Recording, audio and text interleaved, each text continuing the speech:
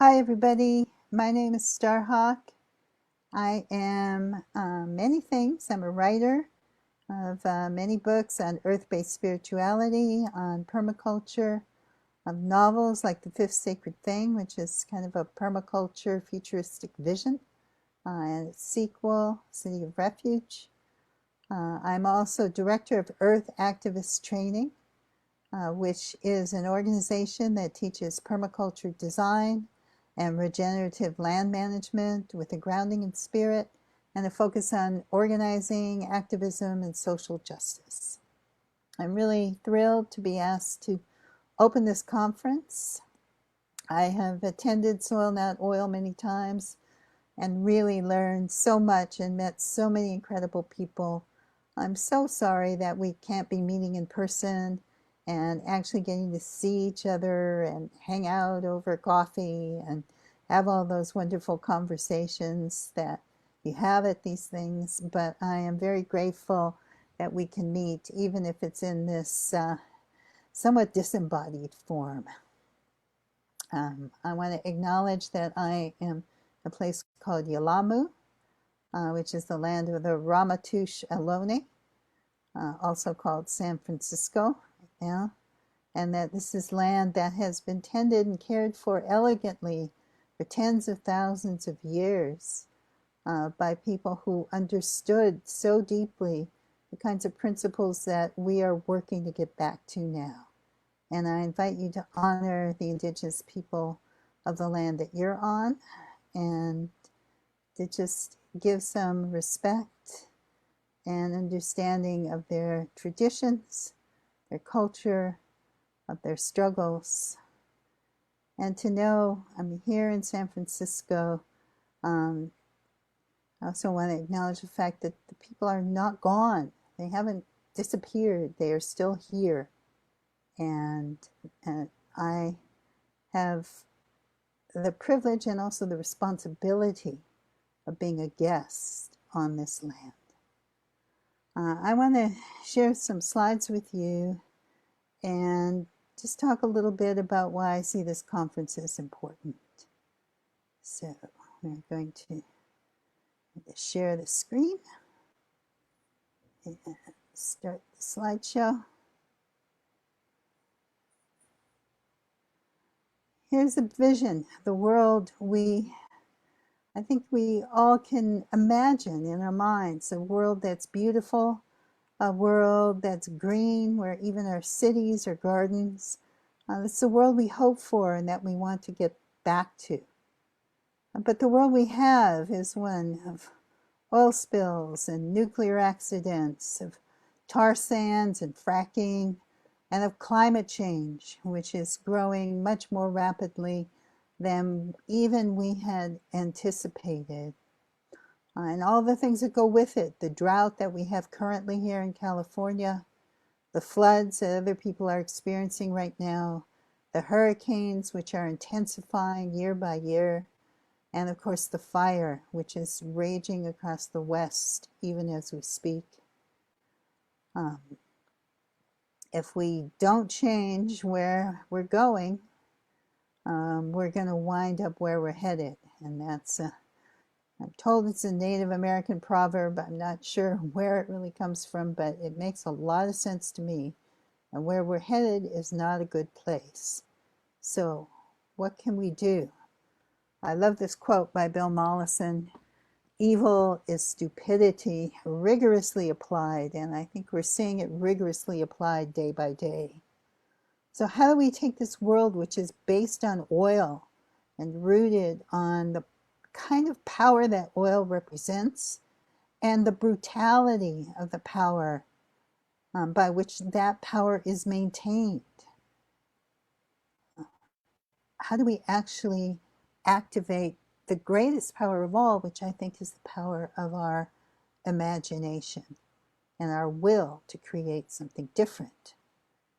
How do we take a world of scarcity and understand that it could be a world of regenerative abundance? It's a little piece of my land on my ranch in western Sonoma County, one of my Mediterranean food forests. So we come from a overarching dominant culture that has conceived of what is sacred. And by sacred, what I mean is that thing that determines all the rest of our values, that tells us what's most important to us. We've seen it as something that's high and light and disembodied and out of this world. And, there's a beauty to that. But what if we could see it as this? Maybe it's not so pretty, but this is what actually sustains our lives. The actual dirt, the soil itself, the worms, the life processes that are within it. What if we understood that this earth that we can hold in our hands is what is truly holy, because it is what all of us depend on. That web of mycelium, that underground part of the mushrooms that hold the soil, that hold carbon and sequester it into the earth, and that have so many amazing powers to break down toxins and to make nutrients available to plants. The miracle of chlorophyll, that incredible molecule that can take air and water and use that energy of sunlight to transform it into sweet food and start the energy cycles that drive all of the cycles of life pretty much on Earth. Those amazing patterns that we see in a leaf, the incredible healing power of the herbs, the seed, which is sacred in so many cultures, that holds the germ of life. It's all interconnected. It's a web, and we are all part of that web. You can't break a strand here and a strand there without destroying the whole web itself. So instead of living in a dog-eat-dog world where we have to fight to survive, we might be able to live in a world based on care. Like the permaculture ethics teach us care for the earth and care for people, which always have to go together. You can't really care for the earth if you don't care for people. And you can't actually take care of people if we don't care for the living systems that support us. And to do that, we also need to care for the future. I mean, sharing the surplus, reducing consumption, taking our fair share, returning the surplus back into the system itself, giving back. In that world, we would value diversity, whether that's polycultures of plants or diversity of people. We'd honor the indigenous wisdom, like the way that people used fire for tens of thousands of years to help maintain the biodiversity of the landscape and protect us from these devastating wildfires. We think about designing not just objects and things, but relationships between things and people and animals and plants. And we'd understand that climate change is really a symptom of much larger dysfunctional eco-processes. We think about climate change not just as carbon numbers, but as massive ecosystem degeneration.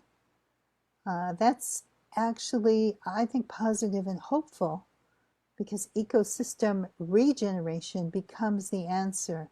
And that is something we know how to do, and that's what this conference is about.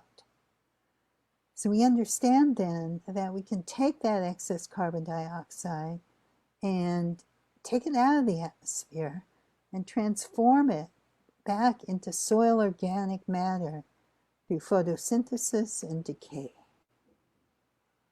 In other words, we can sequester carbon in soil.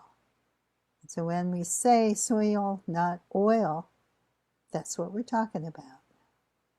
And the good news is people are doing this all over the world, whether that's in the inner city of San Francisco or working with hundreds of thousands of indigenous farmers in India like Narsana and Padma Kapila, who are wonderful organizers that organized the permaculture convergence in India years ago, whether that's indigenous folks in Belize learning to plant food forests, or young women in Palestine in the occupied West Bank learning to do natural building, or whether it's building amazing gardens for children in the South Bronx. Creativity is an unlimited resource. And I think throughout this conference, you're going to get a chance to learn from so many different people that are doing so many inspiring projects. I think of it like an antidepressant, you know, to know that there are people all over working, doing the work, regenerating and bringing the land and the people and the community back to life. That's what gives me hope and vision, and I also hope that will give you inspiration in the work that you are doing as well. So, welcome to Possible. Welcome to Soil Not Oil. And thank you to everyone who's worked to make this conference happen, to Miguel, to all the organizers, to all the people doing all the work behind the scenes, to all the presenters, and to all of you who are coming and sharing and learning.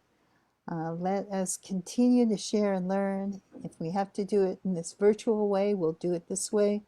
I look forward to the day when we can do it again in person and learn from each other face to face. But let us make this challenging time a time where we really shift our understanding, our view of the world, and our vision. And thank you so much for listening, and I hope you all have a wonderful conference. So I'm going to sign off now, and I look forward to the rest of the weekend and to learning so much from all the presenters.